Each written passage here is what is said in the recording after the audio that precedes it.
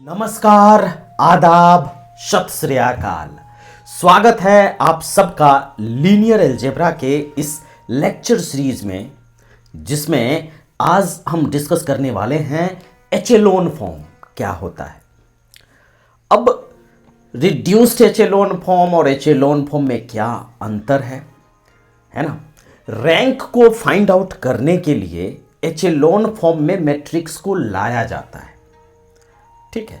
तो क्या सिर्फ एचेलोन फॉर्म ही रैंक के बारे में बता देगा या फिर रिड्यूस्ड एचेलोन फॉर्म में लाना जरूरी है? अगर जरूरी नहीं है तो फिर रिड्यूस्ड एचेलोन फॉर्म का क्या यूज है?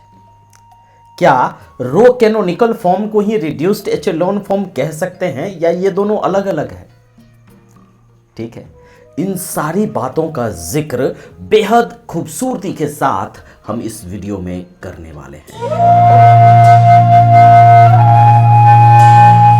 और न सिर्फ इस तरह की बातों का जिक्र होगा, बल्कि होगा कुछ ऐसे प्रॉब्लम्स भी जिसमें आपको मैट्रिक्स को कंस्ट्रक्ट करना है और उसके बाद उसके रैंक के बारे में बातें करनी है, ठीक है। यहाँ पे एक क्वेश्चन है, आप चाहें तो इसको ट्राई कर सकते हैं और अगर आपको लगता है कि you will be able to answer this question beautifully, then certainly you can skip this video, है ना,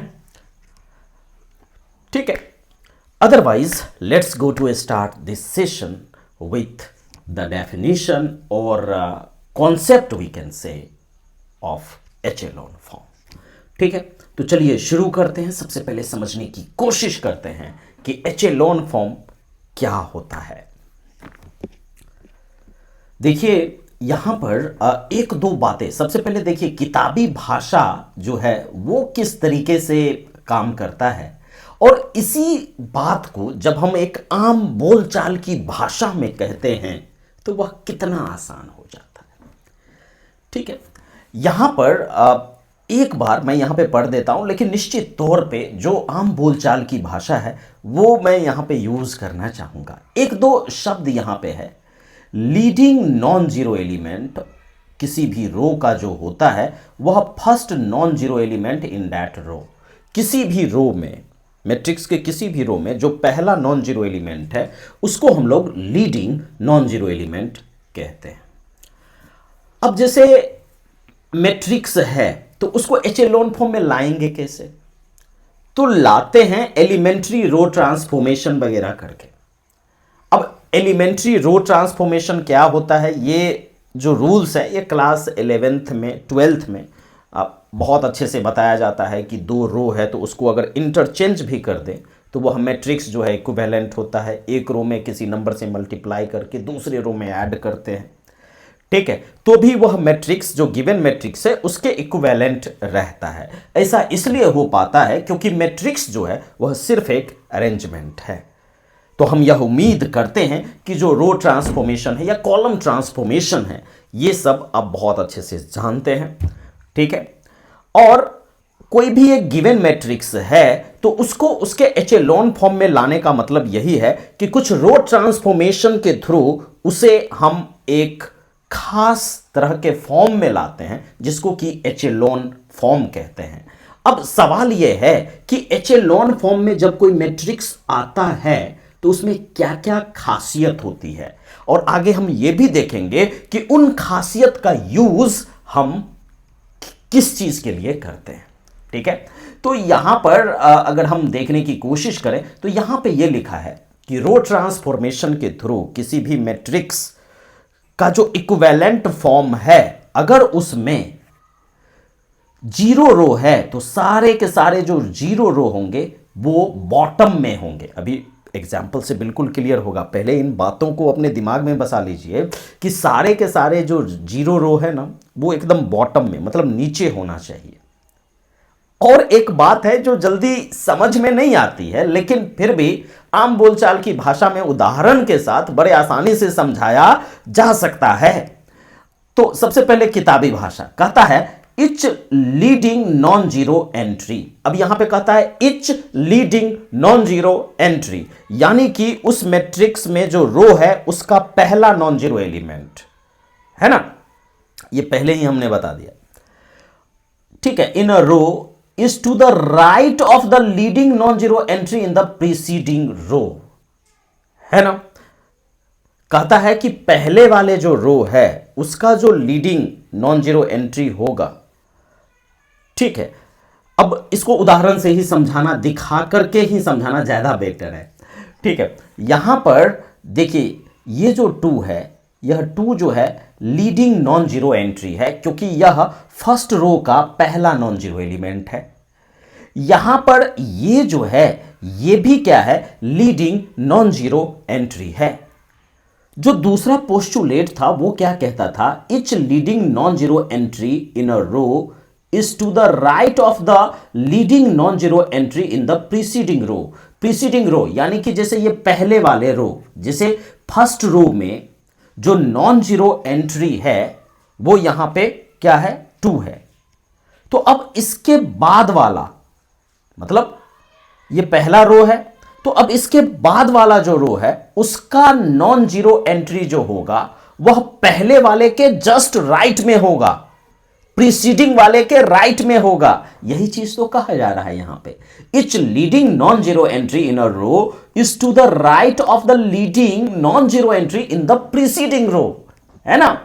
अब यहां पे देखिए इसके जस्ट नीचे रो 3 का जो नॉन जीरो एंट्री है वह अपने ऊपर वाले यानी सेकेंड रो वाले नॉन जीरो लीडिंग एंट्री के राइट में ही तो है, नहीं। अब उसके बाद यहां पे ये जो रो है इसका नॉन जीरो लीडिंग एंट्री 8 है, और यह भी अपने प्रीसीडिंग यानी अपने ऊपर वाले रो के नॉन जीरो लीडिंग एंट्री के राइट में ही तो है। ठीक है, तो यहां पे अगर हम देखें तो यह जो मैट्रिक्स है यह निश्चित तौर पर एचेलोन फॉर्म में है। Yes, it is in echelon form. ठीक है, ये जो है आपका निश्चित तौर पे ये जो आपका मैट्रिक्स है ये एचेलोन फॉर्म में है। अब कहिएगा भैया रिड्यूस्ड एचेलोन फॉर्म क्या होता है या रो कैनोनिकल फॉर्म क्या होता है, हम उस पर आएंगे। ठीक है, आसान भाषा में एचेलोन फॉर्म को अगर हमें समझना है कि एचेलोन फॉर्म क्या होता है, ये बात बाद में डिस्कस करेंगे कि एचेलोन फॉर्म में कैसे लाते हैं। अभी फिलहाल एचेलोन फॉर्म क्या होता है, तो कोई भी एक गिवन मैट्रिक्स है उसमें हम क्या करते हैं, elementary row transformation, column transformation, ये सब हम यूज करके, ठीक है, उस मैट्रिक्स को अगर हम एक खास फॉर्म में ले आते हैं जिस फॉर्म में अगर 0 रो है तो वो बॉटम में होगा। देखिए यहां पे एक 0 रो है तो वो सबसे नीचे है। ठीक है, और बाकी जो नॉन जीरो लीडिंग एंट्री है प्रीसीडिंग रो का, तो उसके बाद वाले का जो नॉन जीरो लीडिंग एंट्री होगा वह पहले वाले के राइट में होगा, उसके बाद वाले का जो नॉन जीरो लीडिंग एंट्री होगा वो उसके जस्ट प्रीसीडिंग जो रो है उसके राइट में होगा। ठीक है, उसके बाद वाले का जो नॉन जीरो लीडिंग एंट्री है उसके जस्ट पहले वाले रो के जस्ट राइट में होगा। क्लियर है, तो ये एचेलोन फॉर्म में है।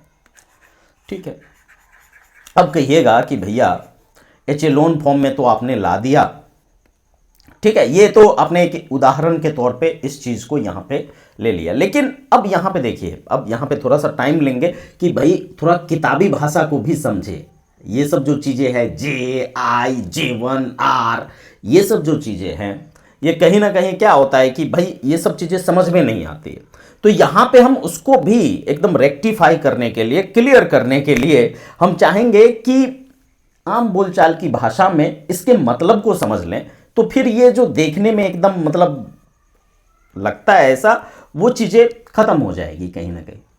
यहां पर देखिए ये जो बात है ना कि each leading non zero entry in a row is to the right of the leading non zero entry in the preceding row, ये जो बात है इसी को अगर हम मैथमेटिकली कहने की कोशिश करेंगे तो उस कोशिश में इस तरह के जो मैथमेटिकल नोटेशंस हैं वो नजर आएंगे, लेकिन इसको हम बहुत अच्छे से यहां पे समझ सकते हैं। जैसे देखिए कहीं पे भी ये जो होता है, जैसे ए आई जे अगर लिखा जाता है तो ये आई जहां पे नंबर ऑफ रो, मतलब कि ये जो एलिमेंट है ये किस रो में है, और जे क्या बताता है कि किस कॉलम में है, यही बताता है कि नहीं।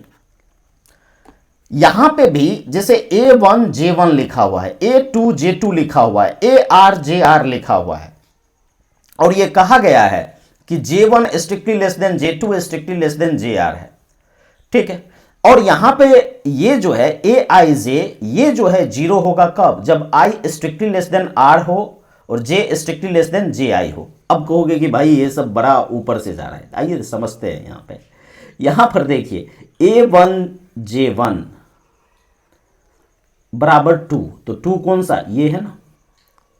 A1 कहने का क्या मतलब, फर्स्ट रो का है, और J1 कहने का क्या मतलब है, तो यहां पे J1 बराबर 2 दिया हुआ है, ठीक है।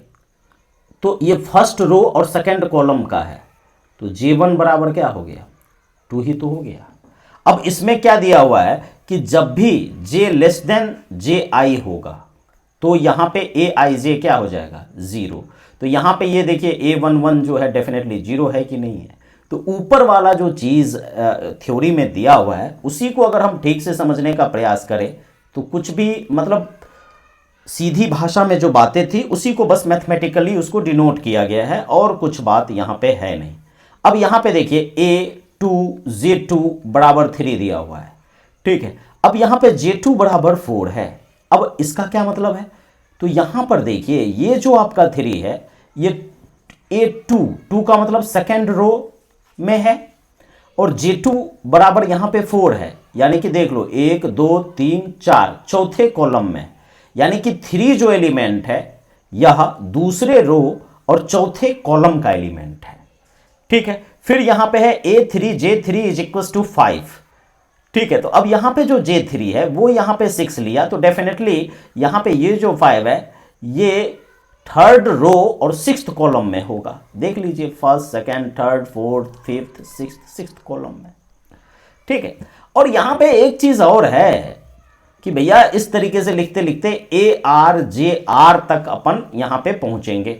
तो यहां पर देखिए ARJR, ठीक है। तो यहां पे देखिए A4J4, A4 का मतलब क्या है, तो फोर्थ रो, और J4 का मतलब क्या है यहां पे, तो J4 जो है ये 7th कॉलम का एलिमेंट है। क्लियर हो गई बात। तो यहां से ये एचेलॉन फॉर्म में आ गया। ये किस फॉर्म में है, एचेलॉन फॉर्म में है, क्योंकि एचेलॉन फॉर्म का जो 2 पोस्टुलेट है, जो 2 नियम है, कायदा है, उसको ये फॉलो करता है। और अब अगर हम यहां पर इसके रैंक की बात करें, ठीक है, इसके रैंक की बात करें तो आप देखेंगे कि अगर एचेलॉन फॉर्म में आ गया कोई मैट्रिक्स, तो जो नंबर ऑफ नॉन जीरो रो होता है वही उसका क्या हो जाता है, रैंक हो जाता है। तो यहां पे नंबर ऑफ नॉन जीरो रो अगर हम देखें तो 1 2 3 4, इसका मतलब इस मैट्रिक्स का जो रैंक है वो क्या है, यहां पे 4 है, ठीक है। रैंक 4 है, इसका मतलब 4 ऑर्डर का जो सब मैट्रिक्स है उसका जो डिटर्मिनांट है वो डेफिनेटली क्या होगा, तो नॉन जीरो होगा, ठीक है। क्लियर है। और 4 से अधिक ऑर्डर का अगर हम कुछ भी बात यहां पे करें, ठीक है, जैसे 5 ऑर्डर का अगर हम बात करेंगे तो उसका 5 ऑर्डर का माइनर, अगर माइनर के रूप में बोलते हैं तो माइनर बोले तो वो 0 होगा, या फिर सब मैट्रिक्स के रूप में बोलते हैं तो उसका जो डिटर्मिनांट है वो क्या होगा, 0 होगा। दोनों ही तरीके से बोला जाता है, ठीक है।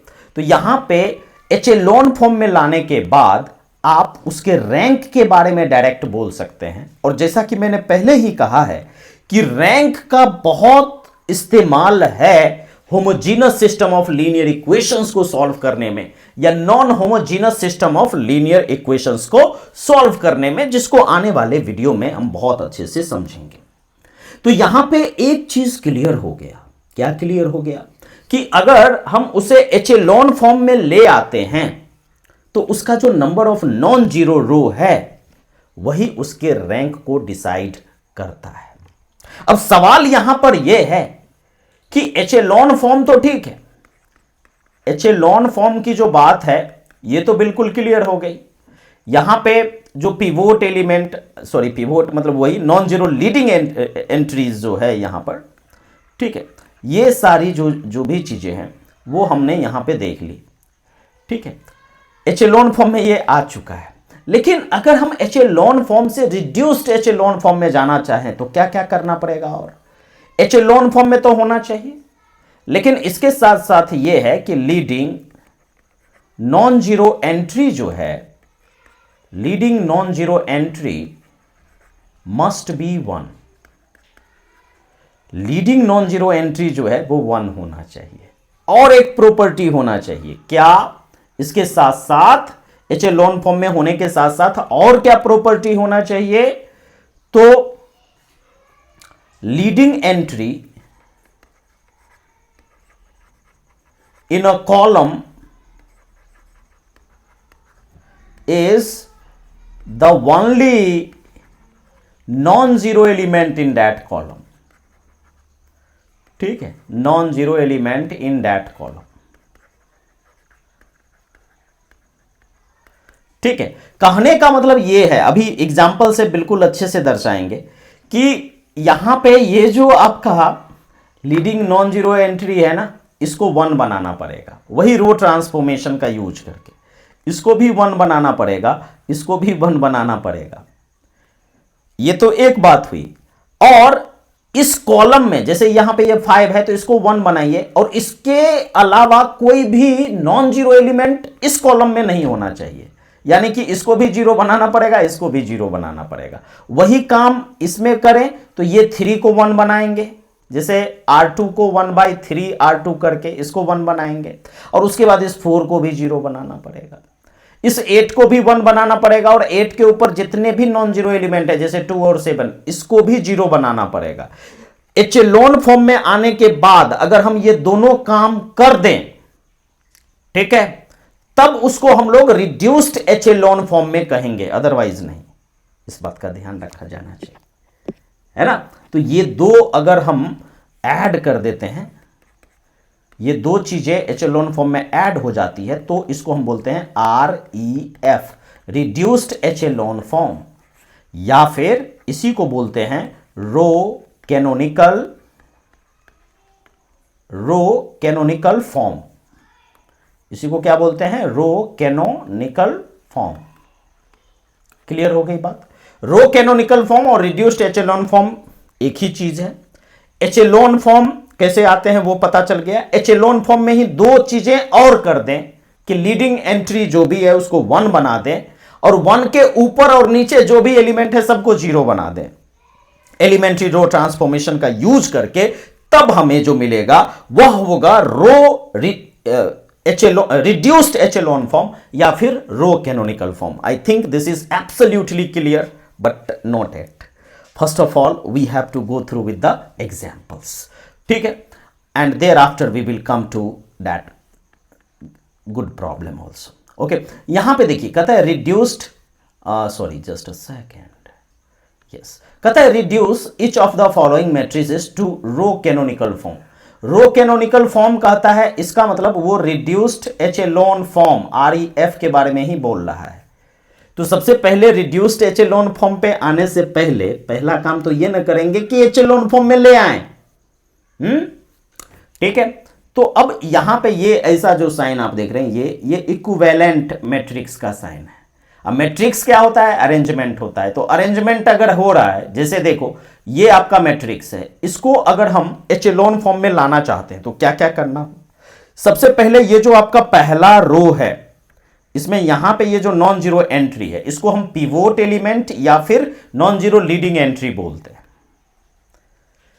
सबसे पहला जो ऑपरेशन होता है ना, वो यही होता है कि इसके नीचे बाकी के जो एलिमेंट है उसको 0 बना लीजिए, ठीक है। तो यहां पे देखिए इस 4 को 0 बनाने के लिए उन्होंने क्या किया है, R2 को -2R1 प्लस R2 ये रो ऑपरेशन लगा दिया है।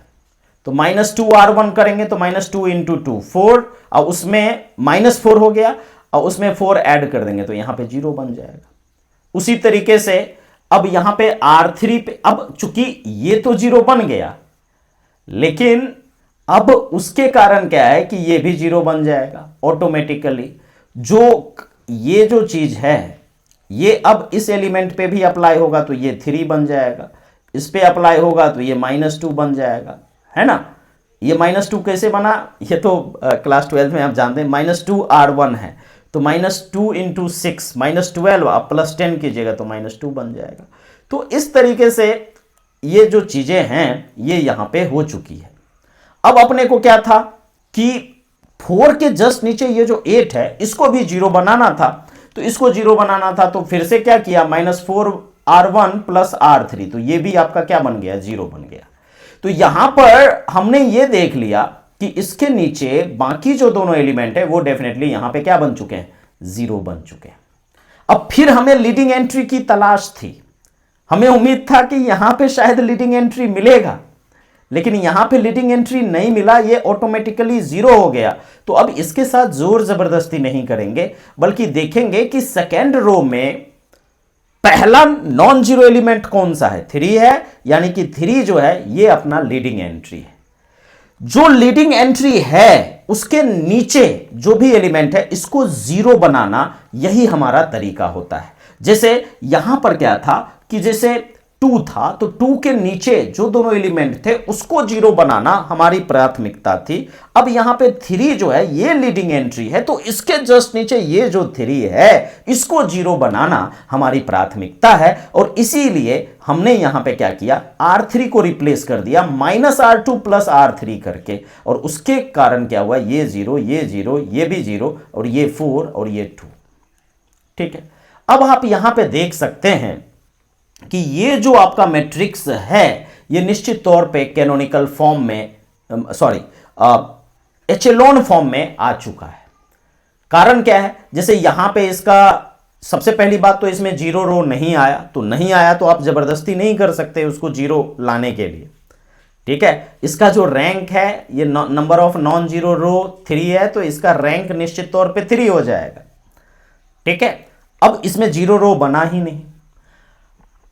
ठीक है, तो 0 रो नहीं बना, लेकिन देखिए थर्ड रो में सबसे ज्यादा 0 है, सेकेंड रो में जो है उससे कम 0 है। ऐसा नहीं होना चाहिए कि इसमें ज्यादा 0 हो और इसके ऊपर वाले में कम 0 हो, ऐसा नहीं होना चाहिए। ठीक है, 0 की संख्या नीचे से ऊपर अगर हम जाएंगे तो वो घटेगी, तो वो घट रहा है। उसके बाद यहां पे ये लीडिंग एंट्री है, तो ये दूसरा पोस्टुलेट क्या था एचेलॉन फॉर्म का, कि जो लीडिंग एंट्री है वो अपने प्रीसीडिंग रो वाले लीडिंग एंट्री के राइट में होगा, तो राइट में ना है। यहां पे ये लीडिंग एंट्री है तो अपने प्रीसीडिंग वाले जो रो है उसके लीडिंग एंट्री के राइट में होगा, तो राइट में ना है। इसका मतलब ये एचेलॉन फॉर्म में है, रैंक का डिसीजन हो चुका है। अब आप कहिएगा कि एक बात बताइए, जब रैंक का डिसीजन जो है वो हो गया तो रिड्यूस्ड एचेलॉन फॉर्म में लाना जरूरी है, उससे हमको क्या फायदा, उससे फायदा है सिस्टम ऑफ लीनियर इक्वेशंस को जब सॉल्व करेंगे ना तो वहाँ पे कैलकुलेशन में काफ़ी टाइम बच जाएगा, अगर हम रिड्यूस्ड एचेलॉन फॉर्म में लाने के बाद आगे की कार्यवाही करें। आ रहे हैं सिस्टम ऑफ लीनियर इक्वेशंस को भी लेकर, so there is no need to worry at all. ठीक है, तो ये चीज़ें हो गई। तो यहाँ पे ये जो है ये एचेलॉन फॉर्म में आ चुका है, एचेलॉन फॉर्म में आ चुका है, और एचेलॉन फॉर्म में आए ना तो आप रैंक कैलकुलेट कर लो। ठीक है, क्योंकि अगर एचेलॉन फॉर्म में अगर 3 नॉन जीरो रो मिला तो आपको रिड्यूस्ड एचेलॉन फॉर्म में भी 3 नॉन जीरो रो ही मिलना है। तो अगर आपको रैंक निकालना है ना तो रिड्यूस्ड एचेलॉन फॉर्म पे मत आओ, अगर आपको सिस्टम ऑफ लीनियर इक्वेशंस को सॉल्व करना है, ठीक है, तब रिड्यूस्ड एचेलॉन फॉर्म में आना चाहिए। अदरवाइज अगर रैंक वगैरह डिसाइड करके अगर अपने को ऑब्जेक्टिव सॉल्व करना है तो एचेलॉन फॉर्म इज एनफ। लेकिन अब जो है अगर हमें रिड्यूस्ड एचेलॉन फॉर्म में आना है तो क्या करेंगे, क्या तरीका होगा। देखिए, अब रिड्यूस्ड एचेलॉन फॉर्म में आने के लिए जितने भी पिवोट एलिमेंट हैं उसका 1 होना जरूरी है, यानी इस 2 को, इस 3 को, इस 4 को 1 होना जरूरी था। तो वही काम अब वो करेगा एक एक करके। और उसके साथ साथ अब जैसे ये 3 है, 3 के ऊपर -1 है तो -1 को भी 0 बनाना पड़ेगा। ठीक है, ये 1 है, 1 के ऊपर 6 है और -2 है, तो इस दोनों को भी क्या करना पड़ेगा, 0 बनाना पड़ेगा। ठीक है, तो यहाँ पर देखिए ये सब जो है, जैसे ये 4 था तो ये लिखेगा R3 को 1/4 से मल्टीप्लाई कर दिया, और उसके बाद यहाँ पे ये जो 4 था इसको 1 बना लिया। अब आगे के ऑपरेशंस में आप देखेंगे कि ये जो है, जैसे ये 3 है तो 3 के ऊपर ये -1 है, देखिएगा इसको डेफिनेटली वो 0 बनाएगा। अब 0 बनाने के लिए जो रो ऑपरेशन लगता है वो कर देगा, ठीक है। देखिए उस 3 को तो पहले 1/3 से मल्टीप्लाई करके 1 बना दिया, ठीक है। और यहाँ पे ये जो आपका -1 है, फिर इस दोनों को ऐड करके इसके ऊपर जो है उसको 0 बना देगा। अब यहाँ पे जो था 1, उस फिर से ये रो ऑपरेशन वगैरह लगा के इसको भी 0 बना दिया, इसको भी 0 बना दिया, ठीक है। और लास्ट में ये 2 बचा, तो ये पहले रो को 1/2 से वो क्या करेगा, मल्टीप्लाई कर देगा। आप ये कहिए कि 2 से डिवाइड कर देगा, या ये कहिए 1/2 से मल्टीप्लाई करेगा, बात एक ही। तो ये जो है ये आपका क्या आ गया, रो कैनोनिकल फॉर्म कह दीजिए या रिड्यूस्ड एचेलॉन फॉर्म कर दीजिए, ये आ गया। अब देख लीजिए इसमें एचेलॉन फॉर्म में तो वो था ही, अब रिड्यूस्ड एचेलॉन फॉर्म में क्या हुआ, जितने भी पाइवोट एलिमेंट है सबके सब 1 हो गए। मतलब जो लीडिंग एंट्री है, नॉन जीरो लीडिंग एंट्री, वो सबके सब 1 होने चाहिए, और वह जिस कॉलम में है उस कॉलम में वो इकलौता नॉन जीरो होगा। तो यहाँ पे इस कॉलम में ये इकलौता नॉन जीरो, इस कॉलम में ये इकलौता नॉन जीरो, इस कॉलम में ये इकलौता नॉन जीरो, हो गया ना। तो ये आपका रिड्यूस्ड एचेलॉन फॉर्म है। इसका use system of linear equations को सॉल्व करने में थोड़ा सा कैलकुलेशन में बचाव होता है, बाकी रैंक वगैरह निकालना है। देख लो आप, ये एचेलॉन फॉर्म में भी 3 नॉन जीरो आया, रिड्यूस्ड एचेलॉन फॉर्म में भी क्या 3 नॉन जीरो रो आएगा ही आएगा, कुछ भी कर लीजिए आप, देख लीजिए।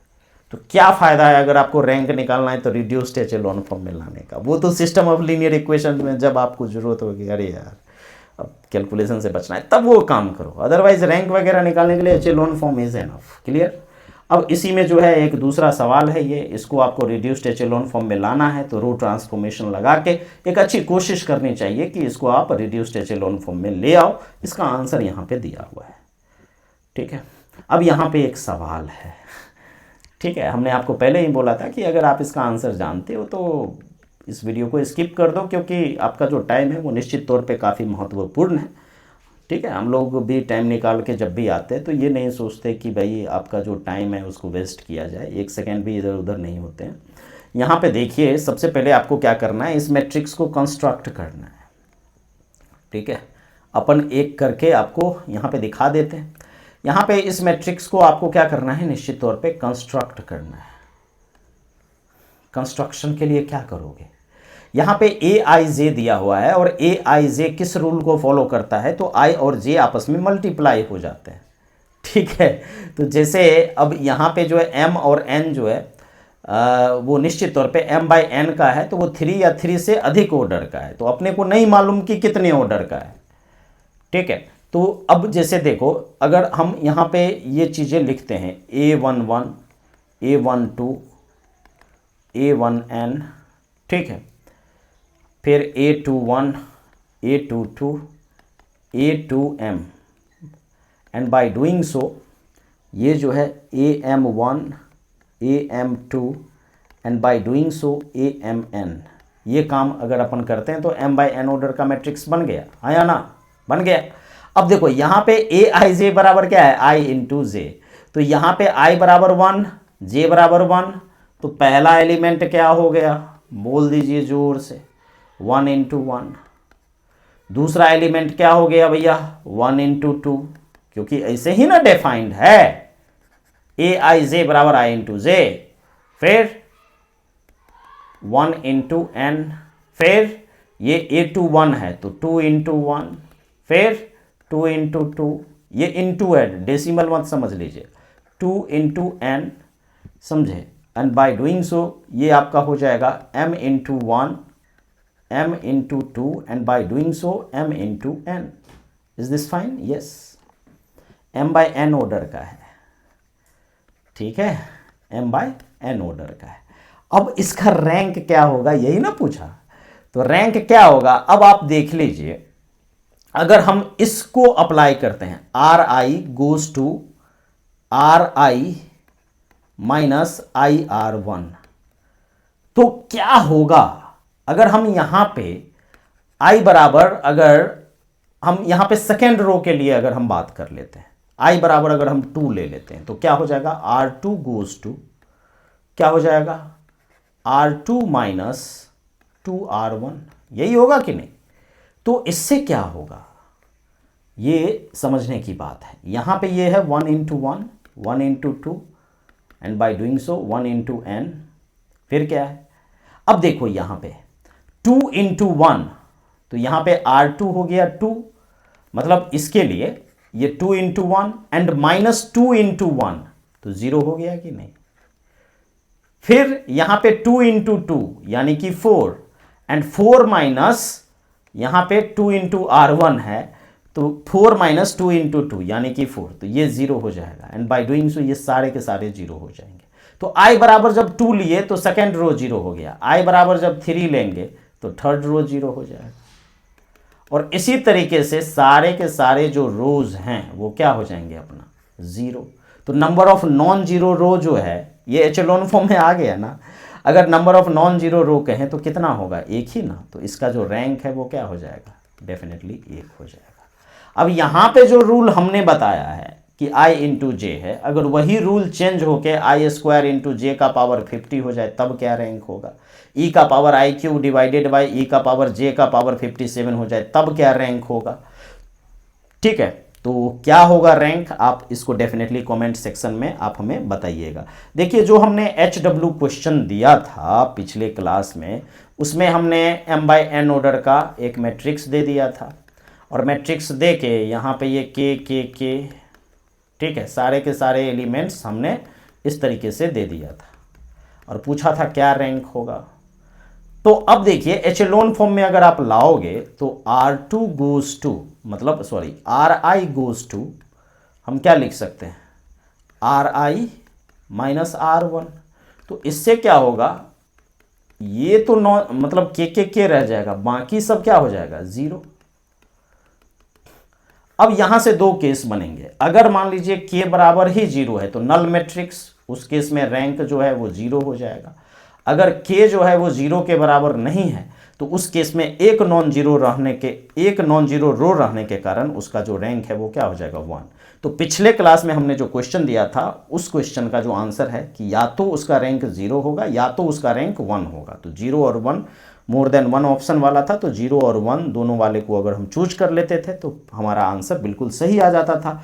लेकिन यहाँ पे ये जो क्वेश्चन है, इस क्वेश्चन का जो सही जवाब है वो निश्चित तौर पे उसका इंतजार हम कमेंट सेक्शन में करेंगे, तो आपको एक अच्छी कोशिश करनी चाहिए। मिलते हैं अगले वीडियो में जिसमें कि हम रैंक पे प्रीवियस ईयर क्वेश्चंस लेकर के आएंगे और कुछ इंटरेस्टिंग क्वेश्चंस लेकर के आएंगे, और जो सिस्टम ऑफ लीनियर इक्वेशंस की कहानी है उस कहानी में रैंक का क्या यूज है, एचेलॉन फॉर्म का क्या यूज है, उस सब को बेहतरीन तरीके से आपके सामने रखेंगे।